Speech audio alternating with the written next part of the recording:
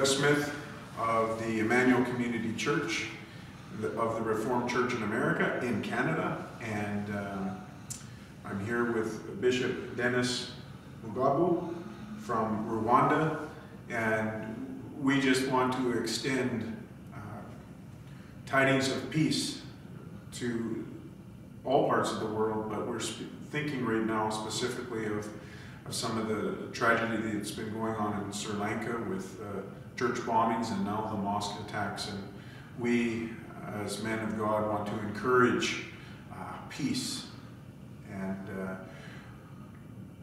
I'm not sure if you're all aware of this, but there is a 100-day celebration or memorial for the genocide in Rwanda, and I would like you, Bishop Dennis, to speak to that. Okay, thank you so much, Doug. I'm so glad to be here in your church, and I was also happy to see you visiting Rwanda last February. So, my name is Dennis Mugabo. I'm a bishop of Evangelical Orthodox Church in Rwanda, and I'm a founder of Peace International School. It's a school where we have education for children, and we educate children to know about peace, and also we work on peace building and reconciliation with Rwanda and all over the world. So I'm so glad we can work on together so that we can give hands to other people who are united together for peace building, and also talk about what happened in Sri Lanka. So it was really bad to hear that many people, churches were destroyed and many people died, and as well many hotels were destroyed. So we'd like to help each other and pray for the whole country in general to have peace, and always fight against war, terrorism, and other bad things happen in the world. Yeah, so one of the things that I had the privilege of doing, along with the rest of the team that went to Rwanda, was to have the privilege of attending the first annual peace conference that was held at your school, the Peace International School. There were representatives from many parts of Africa and also many parts of the world. And one of the things that really stood out to me in that conference was the danger of dehumanizing those we call enemies. And I think that is a common problem that is not unique to Africa or Canada, but is common all over the world. And one of the challenges that you gave us, Bishop Dennis, at the Peace Conference was to spread that peace around the world. And we want to take up that challenge here, and you're going to be part of that, July 4th, which is the final day of the 100 Days Memorial of the Rwandan Genocide. And we are going to host an evening of peace in the church. And we want to bring together people from different backgrounds, different parts of the world that are living here in Edmonton, and promote peace, and specifically our tendency to dehumanize those who we consider other.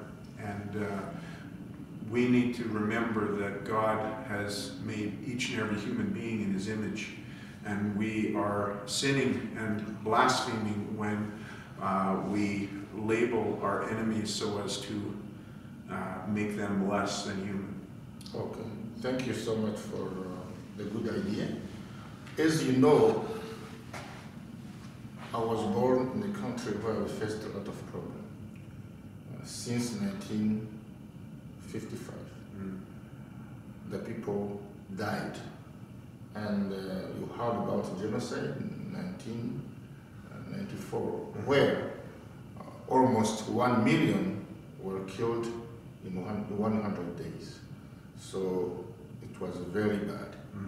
So as we said, there are some people who are calling others snakes, cockroaches, you understand what bad it is. So, as you know, if a venomous snake must be killed, or the cockroaches might have the insects, there are insects which are not good in houses, or so they might be killed. So we have to fight those ideas, the people who doesn't want to live with people peaceful. So that's why you have to work hard, make many peacemakers around the globe, so that we can fight all those ideas, so that the people can live in peace. As you understand, not only Rwanda, but also there is problems in this world. You know, many people died during First World War, Second World War, so many people died. So, you know, many peace philosophers worked together to fight all those bad ideas. So that's what we have also to work hand in hand, to unite together, so that we can promote peace and try to get as many as possible peacemakers, so that this world can solve this big problem we are facing now. Yes, and as you say, it's a problem around the world.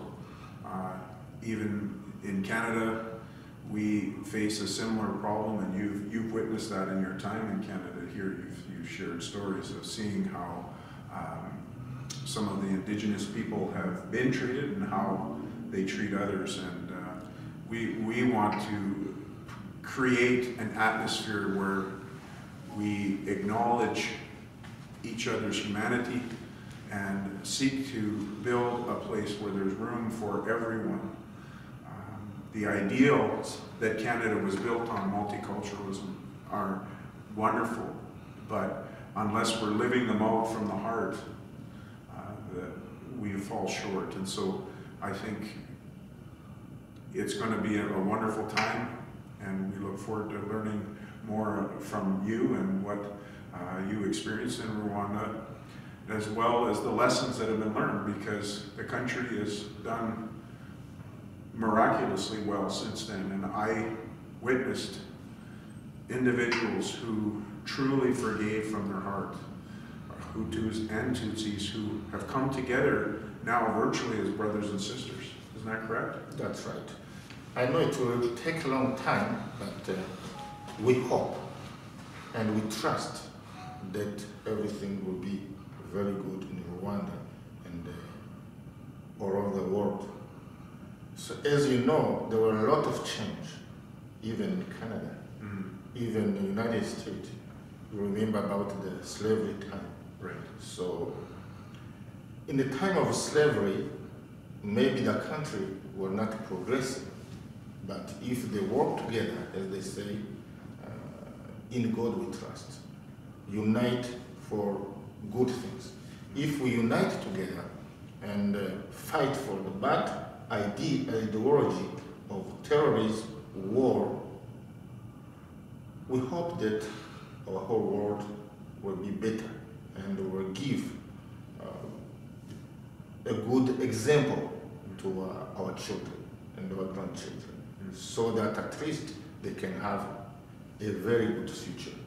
So we have to give them education, because knowledge is power.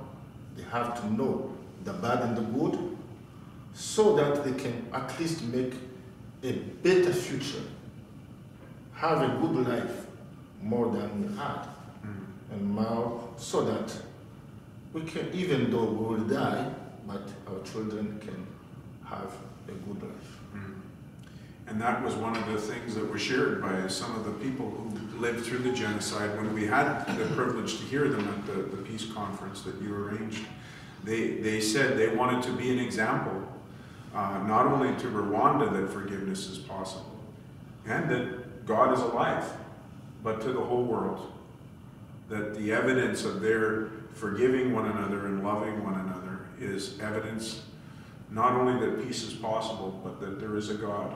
That was the words that they shared with us. So I really thank you for the privilege of that peace conference that you set up for us, and the opportunity for us to attend and to hear about the progress peace has made in Rwanda, and also, as we shared, to hear stories from India, from Japan, other parts of Africa, even in Canada, of places where we still have a long ways to go for peace.